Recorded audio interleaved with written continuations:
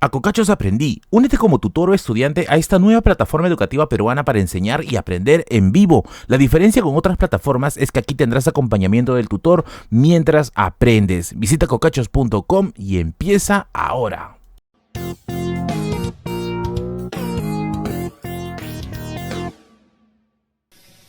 Cafecito, un libro cliché, un sillón cómodo y un perro de los que no le pudo hacer frente a los perros de los españoles al costado de tu sillón comprado en la cachina. Con eso probablemente ya has cumplido el set del intelectual. Y eso es lo que vamos a hablar el día de hoy con los senadores de dudas eternas, porque mucha gente nos ha preguntado acerca de qué es ser intelectual, cómo ser un intelectual. Pero hay uno que preguntó, uniéndose a la sección de miembros, que es realmente el que nos da ganas de impulso para poder seguir hablando de estos temas. Así que gracias al mecenas que ha hecho posible este tema, porque este es un tema patrocinado. Y si tú también quieres sugerirnos un tema, pues puedes hacerle clic aquí abajo en la sección de unirse y seleccionar ahí los niveles que hay, porque hay cositas interesantes para ti desde precios muy baratos. Así que ¿Qué me hizo Aleta? únete a nuestra sección de miembros. Exactamente, más o menos creo que este programa va a ser interesante porque vamos a intentar hacer, digamos, explicar la anatomía de un personaje, ¿no? De alguna forma, el intelectual ciertamente tiene algunos rasgos distintivos, vamos a intentar definirlo, pero al fin y al cabo creo que una de las primeras cosas que Merlín nos ha dado pauta es pensar también en el snob, ¿no? Que es más o menos ese término que significa persona que imita, ¿no? El wannabe. La afectación, las maneras, opiniones de aquellos a quienes considera distinguidos. O sea, es el término de una persona que más bien está impostando, ¿no? Es una persona que no es... No digamos eso, ¿no? Es como una caricatura de algo, ¿no? Entonces, pero yo creo que sí existe el intelectual, vale decir, pero también existe El gente, snob. El snob. gente que no Hay lo que es, pero decirlo, ¿no? pero El simula. mamador literario, Ah, el no digas mamador esa huevada. histórico. Es que hay el- términos que han ido apareciendo, Mucho incluso TikTok está consumiendo, que hay mucha hermano. gente que seguro ha escuchado, ¿no? Ha escuchado este término de mamador literario y yo creo que sí existe. Sí, hay Sí varios. existe. No. O sea, y nosotros creo que ya hemos hablado, ¿no? De que en el mundo de redes es fácil posar con un libro. Es que claro, ¿no? Tomarte una foto con un libro es todo un arte, ¿no? A ver, espérate. Es como que... Es como que... A ver, ¿cómo lo harías? ¿Cómo lo harías? Chicos, compren este libro. No sé de qué trata, pero me lo han regalado gracias a la editorial. O sea, yo quiero Puchito que... Vive, ¿no? Espérate. Ajá, dale. Fíjense porque es muy en, bueno. fíjense en la portada, de verdad que he flipado De con verdad, de esto. Es alucinante, chequea, tapa dura. No, a mí, ¿sabes lo que me da Tapa risa? dura, weón. O sea, esto va a parecer programa de rajes. No, sí, y no he leído nada, pero he visto un video de Buen Librero y he sacado un resumen para hacer este TikTok. No, a mí lo que más me sorprende son las fotos. O sea, mira, yo he intentado, o sea, para comenzar, lo que pasa es que nosotros también tenemos redes así. Y claro, ¿no? A veces es importante tener una foto con el libro, ¿no? Yo he visto a Merlín ahí con sus selfies. Pero me parece más elegante las fotos de Merlín que las fotos de alguien que está así parado. Allá. O sea, como la pose... En la más incómoda. Claro, la más Sí. incómoda. O sea, no podría... Yo veo y digo... Nadie en su sano juicio podría leer así, ¿no? Y está así, está... O sea, Oye, prácticamente eso, Kevin- puedo decir que Instagram es... Kevin acaba Pero de... está así, ¿no? Acaba de pegarle al gordo, weón. De verdad, y no es por alusión a todos los gordos que somos todavía, pero yo creo que, claro, estas fotos Pinterest, estas fotos tipo Flickr, no sé, así, cosas bien instagramables, y esto siempre yo desde chibolo me lo he preguntado. ¿Quién lee así, no? Y encima sentado de una forma así en el sillón, ¿no? Sí, sí. Así. Mi presbicia me mata. Y encima, ¿no? Me parece siempre que dices, estas no son posiciones tan comunes de leer. Claro. Ya, pues, no digo que nunca nadie lea así, puede que sea algún pata chica que lea así, ¿no?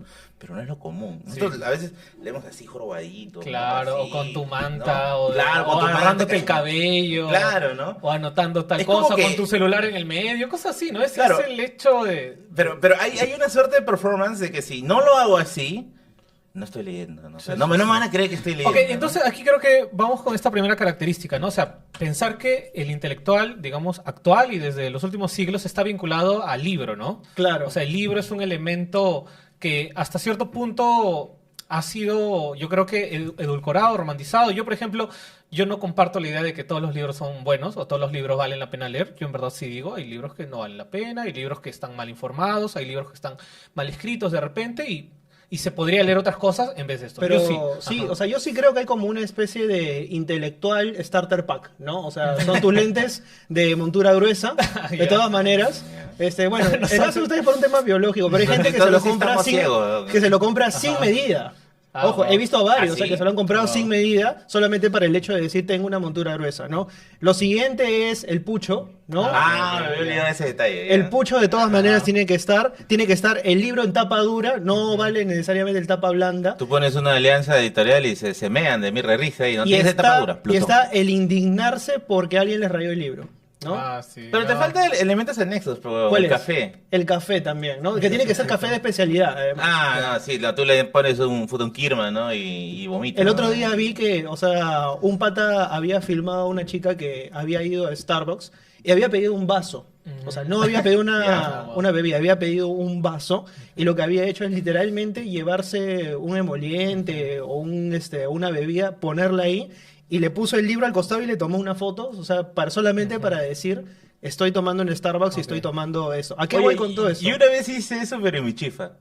Estaba con mi chaufa y estaba leyendo, creo que a Jared, creo, ¿no? Y lo tomé y dije, esto se ve bien instagramable, ¿no? Y sale un chifa con su rocoto ese que ni siquiera está preparado, ¿no? Ajá. Y su libro. Ya, Solo como anécdota, ya. ya, Con luz baja encima. Ah, con luz baja. Ah, La luz tenue, ¿no? ese es más incómodo para leer. Esa es otra de las cosas que no serían prácticas, ¿no? Claro, Porque o con la sin luz una amarilla, buena ¿no? De iluminación. repente. Ahora, a todo esto, Claro. o sea, y eso es a lo que voy. O sea, este starter pack deriva también de clichés. ¿Cómo se genera un cliché?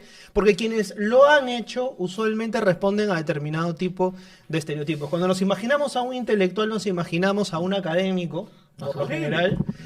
Y por lo general son académicos que viven, como gran parte de los académicos, no me atrevo a estereotipar a todos, encerrados dentro de su propia erudición.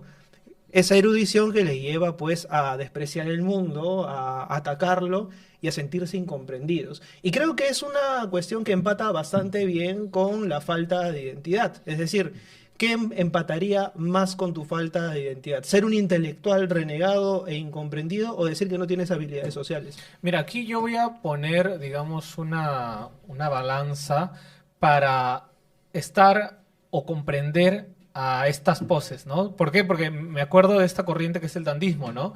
Entendido como estos personajes, estos artistas, que al fin y al cabo eso, ¿no? Son creadores y así, pero de alguna forma son una pose que a veces es necesaria, no sé si para el mercado, ¿sí?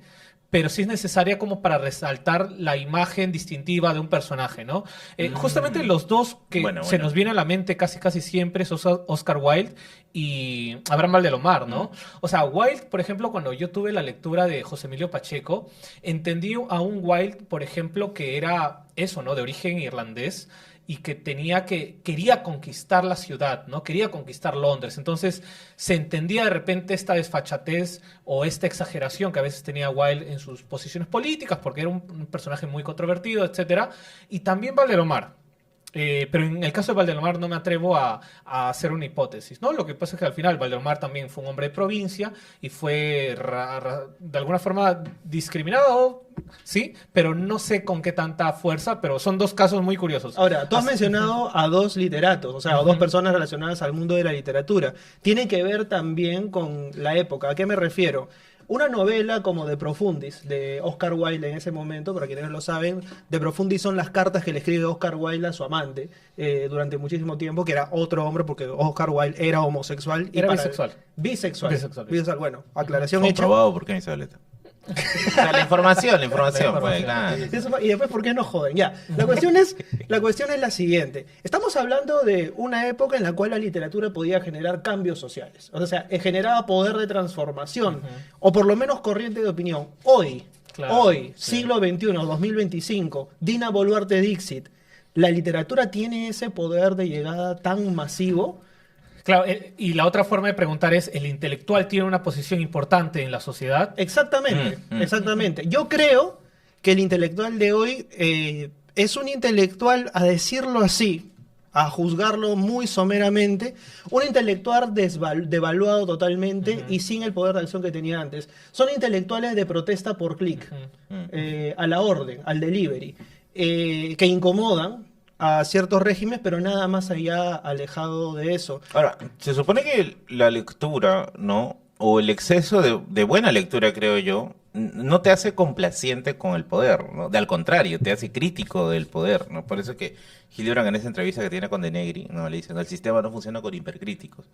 Pero Kevin ha mencionado algo, Kevin está dando los factos hoy día. Ha mencionado algo importante, cómo el marketing ha capitalizado la imagen de un intelectual. Y te digo por qué. Porque el otro día estaba checando en Twitter, ya, hay algunas cositas X de noticias, y me apareció un anuncio de una aplicación que decía, ¿no? Esa es la aplicación que todos los intelectuales del mundo descargan. Y era una aplicación que te resumía libros, ¿no? Y dice, no, vuélvete un intelectual leyendo más libros que nunca, ¿no? Y te resumía un montón de... Pero claro, eran libros, pues, el monje que metió su Ferrari, cosas así, padre rico, padre pobre, ¿no? Y claro, en la portada te salía, pues, una descripción así dandesca, de un dandy, ¿no? Un hombre con su terno, elegante, con su café, etcétera, ¿no? Y es que el marketing también juega en torno a ello, ¿no? Y yo creo que juega mucho en torno a ello. O sea, a ver, podríamos, por ejemplo, decir que este escritor, ¿cómo se llama que tuvo una vida bien bohemia? Bukowski, y el más emblemático. Es un intelectual quizá en el mismo rango de Humberto Eco, que quizá cumplió un poquito más una función Es andesca. que no son comparables, en principio, A ver, porque Bukowski era un escritor que estaba muy por afuera de la academia. Ojo. Claro, sí, sí. O sea, el hecho de que también se considere intelectuales a los que están en la academia versus los que no, también marca una diferencia. Ahora, eso no quita, por ejemplo, que Bukowski haya tenido mucha biblioteca. Bukowski era un lector tremendamente empedernido, como también lo fue John Fante, como también lo fue Raymond Carver, como también lo fueron muchos miembros por ahí de esa generación, Jack Kerouac también. Pero el tema es, y de fondo vamos otra vez a esto, que sigue siendo una cuestión, me parece, bastante alejada de la realidad práctica como tal. ¿A qué es a lo que voy? Aquí otra vez vuelvo sobre un autor al que he citado muchísimo, que se llama Pierre Bourdieu, que habla a propósito del hábitus. Hay que saber desde qué lugar se enuncia. Es decir, desde cuál es la clase social desde la cual tú ves el mundo y puedes jactarte de ser intelectual a partir de eso. Claro, yo puedo ser una persona que ha tenido un montón de privilegios, puedo haber tenido acceso a una gran cantidad de libros y puedo enunciar desde ese lado y ver el mundo de una determinada manera. No va a ser lo mismo que alguien que sea un intelectual que no tuvo esos mismos privilegios y ve el mundo desde otra manera. Acá ha habido pues corrientes que se han enfrentado muchísimo justamente por eso, ¿no? Criollos, indigenistas, bueno, ahora también hay algunos que son hispanistas. Esos son muy antiguos en realidad. Pero digamos que estos enfrentamientos ocurren por el lugar de enunciación, diría yo, ¿no? Está bueno. Hay un texto que más adelante puedo citar, que es El intelectual y el obrero de González Prada. Y a lo que digamos, no hemos definido intelectual. Sí. Yo creo que también no hay mucha discusión como para profundizar al respecto, pero sí vale, digamos, distinguirlo del obrero en el sentido, pues, del trabajo manual, ¿no? O sea, el intelectual, de alguna forma, hace el trabajo cerebral y el obrero hace el trabajo manual. El texto de Prada, más o menos, habla de una especie de unión y una especie de reconciliación entre ambas clases, si es que hay una diferencia, ¿no? Pero hay otro texto que a mí me llamó la atención. ¿Por qué? Porque creo que, claro, si bien el diccionario no nos profundiza bien lo que quiere decir intelectual, creo que hay términos que van de la mano y otro es artista. O sea, el artista yo creo que también forma parte de este vocabulario del intelectual, según la época que lo veamos, ¿no? Hay un texto de José Carlos Mariátegui del año 25 que se titula El artista y la época.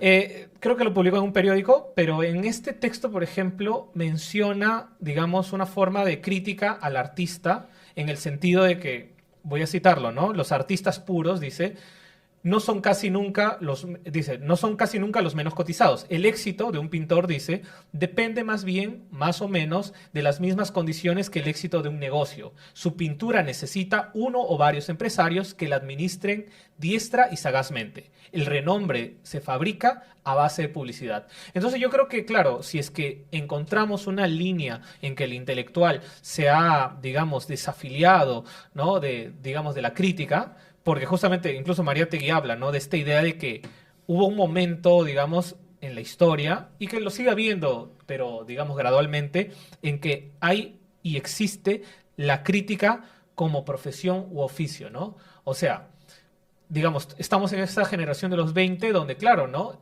trabajar en un periódico, no sé, como el de Los Parias, así, donde haces un trabajo intelectual, incluso en el caso de Puno, ¿no?, como la revista Titicaca. Titicaca, sí. Entonces, claro, es un trabajo intelectual y crítico al mismo tiempo, entonces, pero es una labor. Claro. Entonces, claro, lo que más o menos pinta Mariátegui es que se va debilitando por ese acercamiento a las clases altas, por esa necesidad de que, claro, ¿no?, al fin y al cabo ya no, o sea, no tienes a un artista que trabaja, digamos, por el arte y también por el dinero, obviamente, sino es que propiamente está trabajando como para complacer a una clase, vale decir, ¿no? Y eso, ¿no? Y estar más cerca a un empresario que a un artista, ¿me dejo entender? Ala, pero qué complicado, ¿ah? Imagínate, ¿no? A ver, eres un intelectual.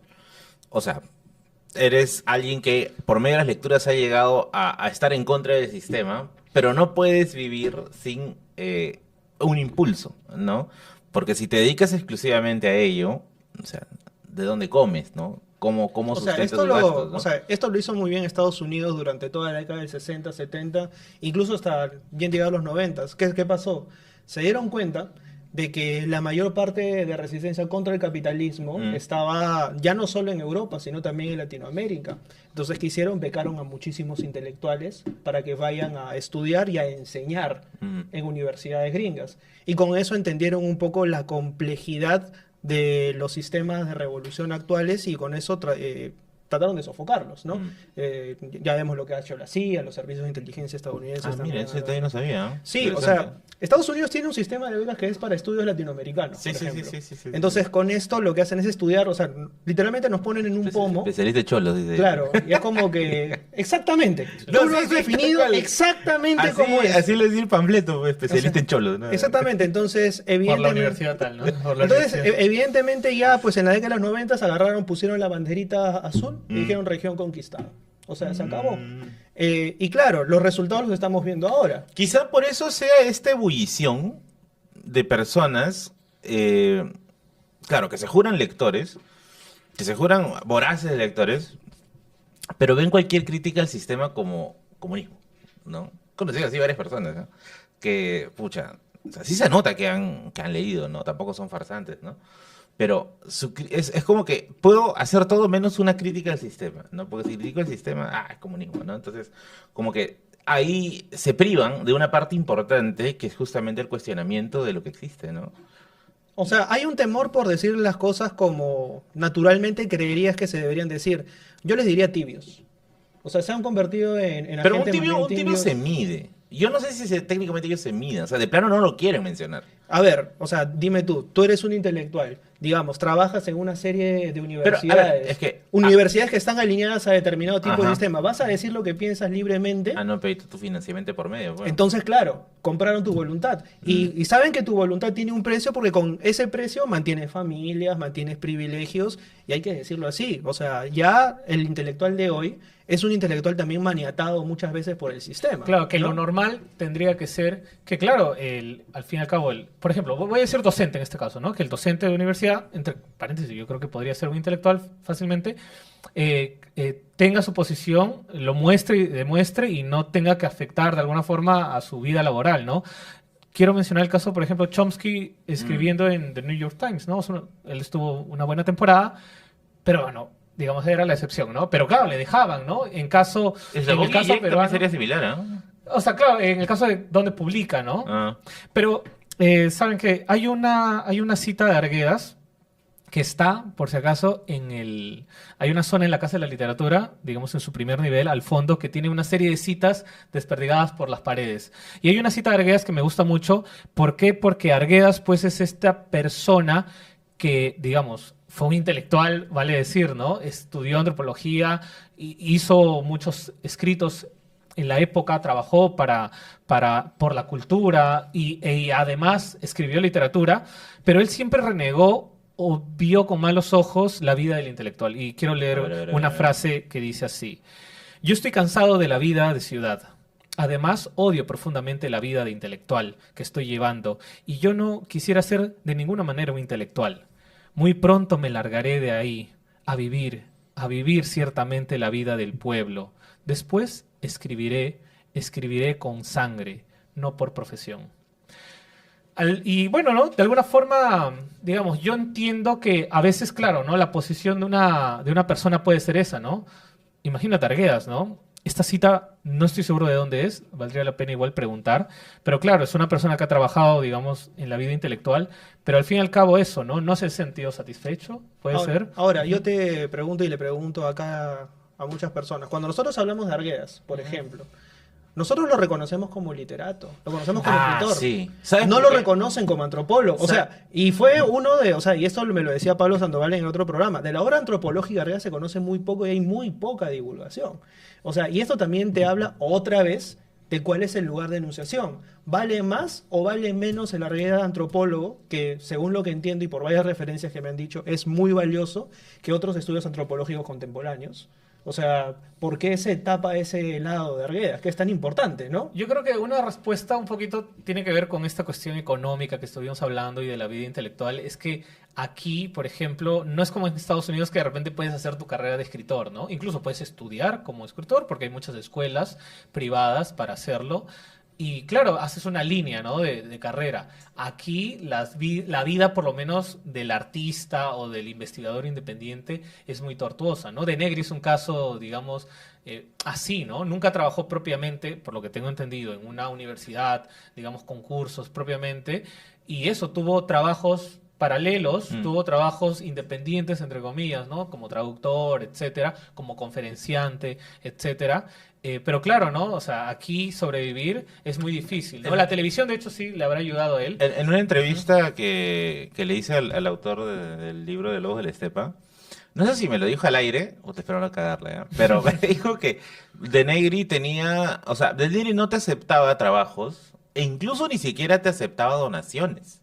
Era como que tú lo llamabas, De Negri, ven, quiero, ¿no? Eso vamos volando, de verdad. Pero él sí, o sea, como que no tengo tiempo, ¿no?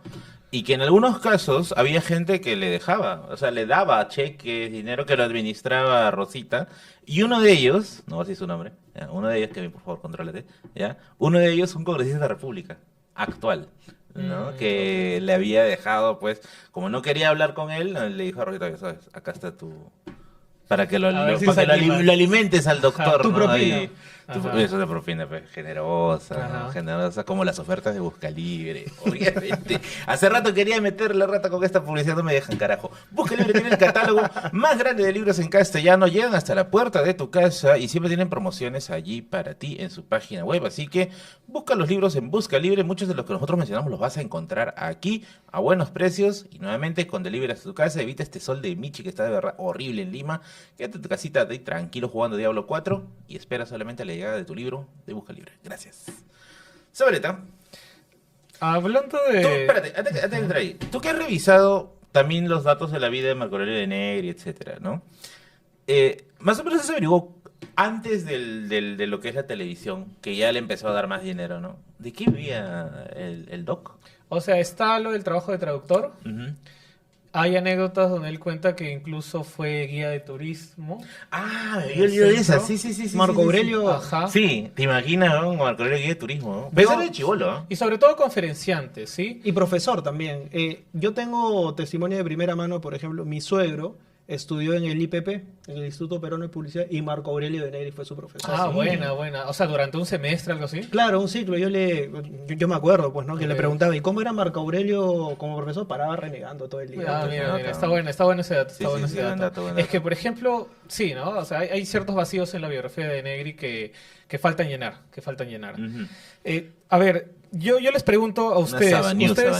¿ustedes creen que el intelectual tiene que estar, digamos, velado por una especie de solitariedad, una especie de abstracción, digamos, y alejamiento de la sociedad? ¿Ustedes qué opinan? Yo creo que no, yo creo que más bien, o sea, a ver, no vas a ser también pues un Golden Retriever, ¿no? Que está ahí con todo el mundo, pero, o sea, al menos con algunas personas indicadas para las que puedas conversar, compartir datos, ¿no? Yo creo que siempre es bueno, ¿no? Incluso el mismo Marco Aurelio de Negri, que es conocido por ser pues un misántropo, ¿no? Que no quería contacto con nadie, mantenía comunicación con gente, ¿no? Está las cartas con Abel Rubio, este poeta arequipeño, y muy aparte de eso, en su correspondencia personal hay cartas hasta incluso con seguidores de su programa, ¿no? Que le hacían preguntas y él gentilmente le respondía. Sí, yo te diría que sí, que no. O sea, que sí es necesaria cierta disidencia del mundo, cierto alejamiento, porque la lectura es alejamiento. O sea, es decir, tú para poder leer no es una actividad que puedes hacer en conjunto, salvo que se trate de un club de lectura. Yo dudo mucho de esas cosas ya, pero bueno. ¿De qué? De los clubes de los clubes de lectura. Bueno, es que depende de qué sea. Bueno, Aquí- vamos eso es un tema aparte. No, Vamos está bien. a- Donación. Vamos a hablar de eso en algún momento, pero sí diría que la lectura es un acto que exige, en principio, ensimismamiento, exige contrariedad, sin que se llegue a convertir tampoco en un cliché. Es decir, que la persona que lee es una persona atormentada, que vive con dilemas existenciales. Quizás en una etapa primigenia puede llegar a ser así. Creo que conforme uno va avanzando en edad y en lecturas y en experiencia de vida sobre todo, te vas dando cuenta que el mundo está más allá de los libros, ¿no? Hay cosas que jamás vas a poder Claro, hay contrastar, experiencias ¿no? humanas más personales, ¿no? Correcto. Amistades profundas, relaciones, ¿no? Amicales, amorosas. ¿Qué ríes, Ale? No, es que también estoy pensando, ¿no? Yo Sabaconda, sé, yo sé que también, digamos, hay digamos, relaciones personales así, digamos eso, ¿no? Con personas que no son para nada profundas. O sea, eso hay que tener en cuenta también, ¿no? Ahora, hay Así que, que- claro, está también el hecho de cómo esas personas, me refiero a los que ya son intelectuales, que nosotros podemos decir, es un intelectual, como Marco Aurelio Negri, cómo procesaban sus propias relaciones, ¿no? A ver, mira, justo ahorita estaba medio, digamos, sonriendo porque también yo estoy seguro, lo que pasa es que... Salió un Tinder. No. Perdón. No tengo. tienes idea, no, ya, Aclaración. ya se instaló, ya se instaló, No ya. tengo. Hace años. Ya, a ver, no, a lo que iba es que, no, sí, de Negri, digamos, en algún momento sí llegó a escribir que el intelectual necesita de esta especie de soledad, ¿no? Y es algo que compartía Sartre, es algo que compartía Bertrand Russell. Había encontrado yo una cita de Russell, pero no sé por qué se me perdió. No sé por qué no lo tengo. Pero, digamos, sí. Él, por ejemplo, de Negri sí estaba a favor de esta especie de Sustracción Claro, de la, es que, a ver, de lo exacto. social, ¿no? O sea, pero si- habrá sido por una serie de años, digamos. Yo Sí. creo que en los últimos años fue más agudo. De Claro, repente. o sea, a ver, si uno se pone a pensar también, ¿qué tanto, o sea, qué necesitas consumir para volverte intelectual? Si es que hubiese algún tipo de Es fórmula. complicado, ¿no? O sea, en principio, acceder a bienes que no están al alcance de la mayoría de personas. Pero, prefiero. Gianfranco, Sí, sí. antes que dé los datos, ¿tú has conocido a alguien que diga, y efectivamente yo soy un intelectual? Hay Ah, gente que se asume así, o no, sea, pero, o sea, que te, desde que te ella haya que lo sea. confirmado, así que, no, yo soy un intelectual. Eh, Porque la gente que a veces por ahí entrevisto, converso, que yo los asumo como intelectuales, tú le preguntas directamente y dicen no. ujú. O sea, como una suerte de, ¿cómo decirlo? Modestia. Claro, pero es un ¿no? ampay me salvo, pues. O sea, Ah. porque queda muy mal, o sea, decir Claro, queda públicamente. mal decir eso, sí. O sea, soy intelectual, soy inteligente. Es más, incluso muchas personas que son autores están en contra de que se les diga escritores. ¿Así? Porque dicen que el rótulo de escritor es un rótulo demasiado pesado. Y te dicen, no, escritor era Dostoyevsky, escritor era Gogol, escritor era Flaubert. o sea, Vale, te gasta. No, y yo estoy a favor. Claro. O sea, sí, yo estoy a favor. O sea, para, digamos, ser llamado escritor, sobre todo sí se necesita Pasar arte. una ¿sí? consagración. No, se necesita Sí. arte, por ejemplo, ¿no? Ya. Claro, o sea, por ejemplo, en algún momento nosotros ya hablamos con el término periodista, ¿no? No Sí. todos los que escriben en el periódico son Claro. periodistas, ¿no? No. Son amigos del editor, ¿no? Para comenzar y luego eso, ¿no? Luego luego- tiene que ver con la profesión, por lo menos periodista, ¿no? El de investigar, el de recorrer, no solamente bibliotecas, sino la calle, ¿no? Que el periodista tiene esa relación muy Y luego estrecha. lo ves, pues, ¿no? En un afiche, ¿no? Rescatando los valores tradicionales, ¿no? Y todo Viva la familia. Viva la familia. Ah, cierto, cierto. Oye, qué bonito lo que dice Zabaleta, ¿ya? Porque Esteban Soy dice lo mismo, ¿no? En este discurso que da en una conferencia en Brasil, el misterio de la creación artística encaja también con algo así. O sea, ¿quién es un artista, no? Es una persona que ha podido trascender el tiempo con su obra. Y la trascendencia del tiempo con su obra significa haber hecho algo que sea atemporal, ¿no? O sea, no algo que muera con su época, no algo que muera con su coyuntura, sino algo que salga del tiempo totalmente, ¿no? Y ahí es donde ya llega al nivel de artista, ¿no? Pues se llama el misterio de la creación artística, ¿no? Hay un amigo de Stendhal llamado Simon Leys que escribió, digamos, sobre su amigo, ¿no? Stendhal. Y la cosa es que dice que él cada vez que estaba en la calle y de repente una señora X le preguntaba, ¿y usted de qué trabaja? Stendhal siempre respondía, mi oficio es observador del alma humana. La mierda. Eso decía él. O sea, sapo. Claro, Pero o sea, claro, y él era escritor, ¿no? Él era a ver, escritor. tú respondes eso ahorita. Observador. A ver, viene ahorita Spencer, ¿no? Señor, ¿usted de qué trabaja? Soy observador del alma humana. O sea, O sea, fetichista, puedes ¿no? observarme a mí en este momento. Observes esto. Bueno, es que, a ver, nuevamente vuelvo a esto. Y es una pregunta que muchas veces me han hecho también por... Pero también se ha capitalizado esa cosa. Por ejemplo, Por esto de ejemplo, los libros que todo intelectual debería leer. Es que ¿no? a ver, o sea, eso de antemano ya te exige una visión del mundo y como que esa visión es absoluta y eso es Sí. lo que es. Mucha gente me ha preguntado, ¿ah? O ¿Cuáles sea, son? Claro, ¿no? quiero ser intelectual, me han dicho. Ah, sí. Quiero ser intelectual, ¿por qué empiezo? Yo le respondo, preguntándote por qué quieres ser intelectual, ¿no? O sea, básicamente, ¿por qué? O sea, ¿por qué creerías que es un modo de vida correcto? ¿Por qué creerías que es un modo de vida Y que lo te va a más- hacer mejor persona? Y lo más gracioso, ¿por qué me lo preguntas a mí? ¿no? Exacto. O sea, ¿yo qué tengo que decirte ahí? ¿no? Creo que otra forma de llamarlo también es esta de la persona culta, ¿no? Porque Ah, justamente sí. el libro que Sí, hace sí, Lucio sí, sí, Merlín sí. es 50 libros que todo peruano culto debe leer. Que es el de Sagasti, ¿no? El de Sagasti, El de una Sagasti, serie sí. de tres o cuatro más editores. Sí, Ajá. sí. Que claro, dentro de ese libro, por ejemplo, se excluye completamente la narrativa y Sagasti lo que dice es, porque si así nomás para poder establecer los ensayos tuvimos un lío tremendo, Sí. imagínate con la narrativa. No, pero no, en verdad sí todavía. es un buen libro. O sea, para comenzar sí es un buen libro. Buena O sea, son recopilación. sugerencias, ¿no? Que hay son que, fragmentos, que hay que tomarlo sí. básicamente como eso, ¿no? Como sugerencias. O sea, yo creo que en ese sentido hay que diferenciar varias cosas, ¿no? Hay un libro buenísimo que le recomiendo a todas las personas que están viendo este programa que se llama El hombre y sus obras, de Melville Herskovits. Y Herskovits define, usualmente cuando entendemos la palabra culto, ¿qué significa ser culto? Entendemos que se trata de alguien que está por encima de los demás porque ha superado en principio las necesidades básicas. Es decir, ha superado las necesidades del hambre, del sueño, de ya tú sabes qué.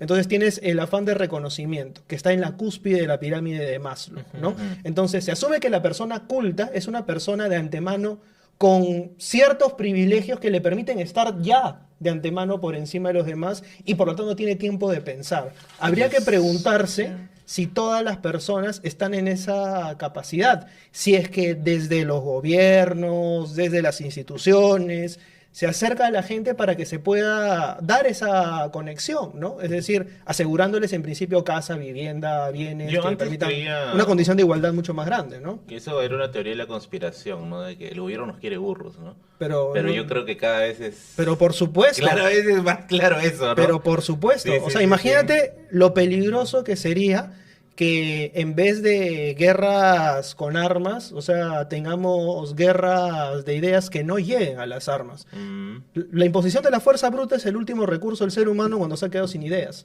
Y creo que es muy peligroso para muchos que debatamos con ideas, porque si tú debates con ideas y con argumentos y dejas en ridículo algunas ideas que pueden resultar sumamente absurdas, eso es peor que un golpe mortal. Bueno. Nosotros venimos también de una tradición, por lo menos del siglo XX, con las guerras, en que sí, los intelectuales, por lo menos en Europa, se pusieron los pantalones, digamos, ¿no? Y se pusieron la correa, o sea, Ahí fueron a la guerra. pensar en Camus, bueno, Hemingway, por ejemplo, fue a la guerra, ¿no? Pensar en Camus, pensar en Sartre, ¿no? Que, digamos, son como los referentes de estos artistas o intelectuales comprometidos, etcétera. Claro, o sea, es una sensación diferente, ¿no? Ahorita, digamos, no sé, vivimos más en una especie de paz armada, por así decirlo. Y claro, yo creo que por ende también el intelectual tiene una posición distinta. No quiero pasar otra vez leyendo una cita que en el programa sobre Negri lo leí, pero yo creo que es muy buena. Es una entrevista que le hacen en el año 2000 en la revista Gente. Ah, Sí, ¿no? sí. Entonces, cuando le pregunta el entrevistador, ¿usted qué papel le otorga a los intelectuales en una sociedad? De Negri responde, bueno, depende del grado de compromiso del intelectual, ¿no? El único compromiso que yo tengo es con la cultura, pero no con el orden establecido, o como dice Baldomero Cáceres, el desorden establecido. Entonces, en ese sentido, yo tengo a mi cargo un programa que dirijo hace 2 años, imposible gracias al advenimiento... Perdón. Hace 2 años, posible gracias al advenimiento del cable. Y destilo todo lo concerniente a la problemática cultural. Esparzo, digamos, saber en la medida de mis posibilidades. Este es mi cometido y ojalá haya otro que lo haga mejor que yo. Pero el propósito de un intelectual debe ser como lo que decía Kafka de los libros. El propósito de un libro debe ser como un hachazo. Por lo tanto, el deber de un intelectual, ¿no?, debe ser la de un propósito subversivo, dice. Un programa cultural rectamente entendido es más subversivo que Sendero Luminoso. La inteligencia es más peligrosa que ese movimiento. Por eso, la televisión comercial no le da cabida a la inteligencia, porque es peligrosa. Y sí, tiene mucho de cierto, ¿no? O sea, es más peligrosa una idea que contradiga a todo un sistema que eventualmente alguien que, no sé, pues únicamente utilice la fuerza bruta y la imposición, ¿no? Y esto marca una agenda. Aquí hago otro paréntesis, ¿ya? Porque Humberto Eco en algún momento hizo una metáfora que me parece acertada. ¿Quién es más intelectual?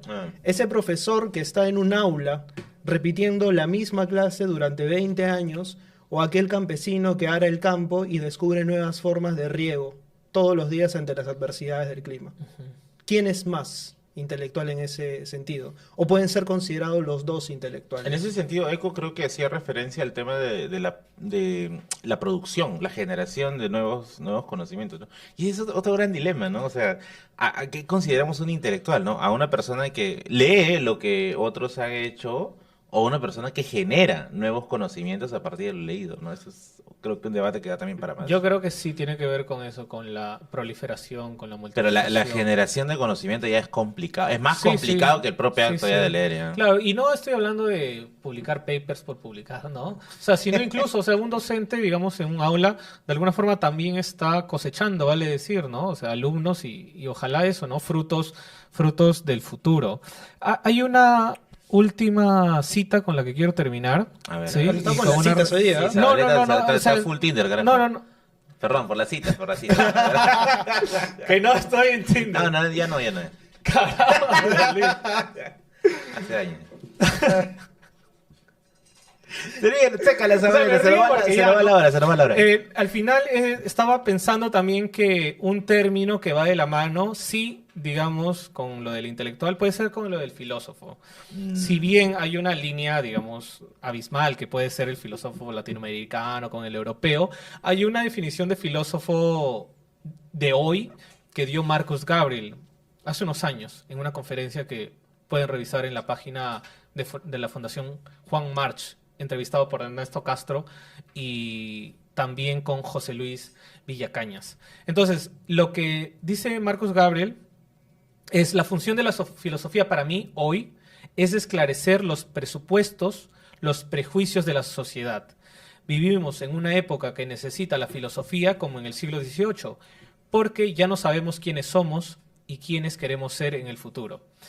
Cuando él habla de estos prejuicios de la sociedad, habla de, claro, ¿no?, el advenimiento de Internet, el advenimiento de las fake news, el advenimiento de una especie de desorden no subjetivo, pero sí externo al ser humano. Y claro, de alguna forma lo que él quiere decir es que, claro, el filósofo intenta, pues, esforzarse mentalmente como para esclarecer esos presupuestos, no deteniéndose en lo pequeño, sino como en profundizando en lo más amplio. Entonces, yo creo que eso también, esa línea la comparto y yo creo que por ahí va la labor de un intelectual el día de hoy. Ajá.